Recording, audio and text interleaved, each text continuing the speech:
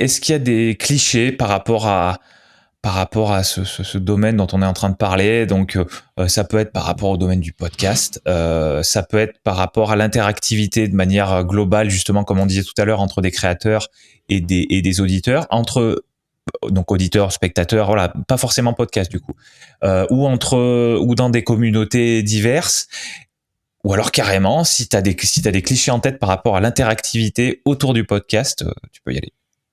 Alors, j'ai moi-même un cliché, ça fonctionne.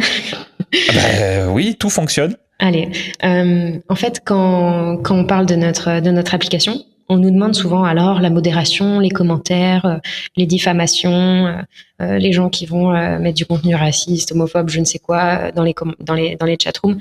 Vous gérez comment? Et évidemment, on a prévu ça. Hein, nous-mêmes, on peut supprimer les commentaires, on peut nous les signaler, etc. Et moi, j'ai un cliché qui est, j'ai l'impression que les gens qui écoutent des podcasts sont ultra bienveillants. Alors, prouvez-moi le contraire. Ah bah non. Je plaisante. Surtout pas, ne lui prouvez pas le contraire. D'accord, non mais c'est intéressant parce que c'est vrai qu'on entend souvent parler de Twitter, on entend souvent parler de YouTube, des commentaires YouTube, qui sont pas réputés pour justement pour être très bienveillants. Et bah ça fait du bien d'entendre le contraire sur autre chose. On va voir à nouveau, quand je disais c'est mon cliché parce que je ne sais pas, on verra bien. Mais je sais pas, en fait, j'ai l'impression d'être un peu un bisounours de temps en temps. Je suis au téléphone toute la journée avec des podcasteurs et à chaque fois que je raccroche avec un podcasteur, je me dis putain, il était encore sympa lui, il était encore génial.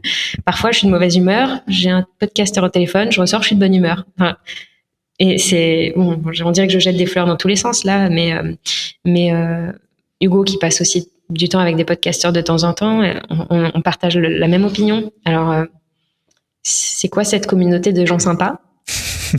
Que se passe-t-il? Ouais, non, bah, à mon sens, il y a deux possibilités. Enfin, je vois deux possibilités qui ressortent. La première, c'est que ce soit vrai.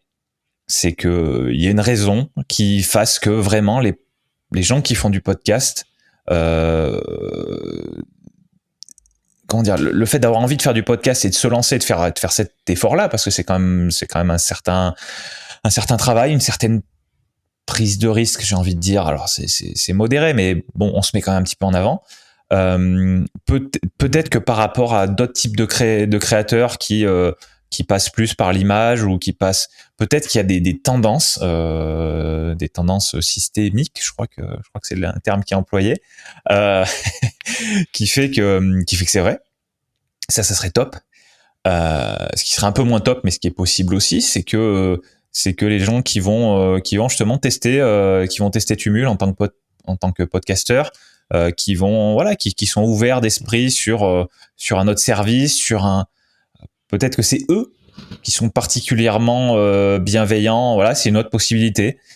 Ou alors tu t'es vraiment un bisounours en fait. Ça c'est la dernière possibilité. Voilà, il y avait une troisième possibilité. Et Hugo aussi, mais là ça fait beaucoup de hasard qui a ensemble. Non mais voilà, moi j'espère que t'as raison. J'espère que t'as raison et que c'est la vérité et que ça le restera si ça l'est. Et puis sinon, ça sera un cliché, ça sera le cliché que tu auras ressorti de notre épisode. Il y en a qui sortent dans tous les épisodes, donc voilà, ça sera celui-là.